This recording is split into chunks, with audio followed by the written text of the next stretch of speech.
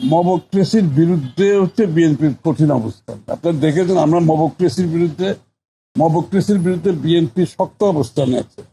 সেই অবস্থান থেকে বিএনপি সরে দাঁড়াবে না।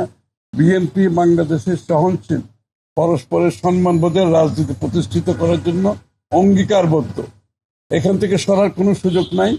এই সমস্ত মবক্রেসিতে যারা জড়িত, এটা তাদের ব্যক্তিগত সমস্যা, এটা বিএনপির কোনো সমস্যা না। দলের কেউ যদি বিচার তার নিজের গতি বেছে নেবে।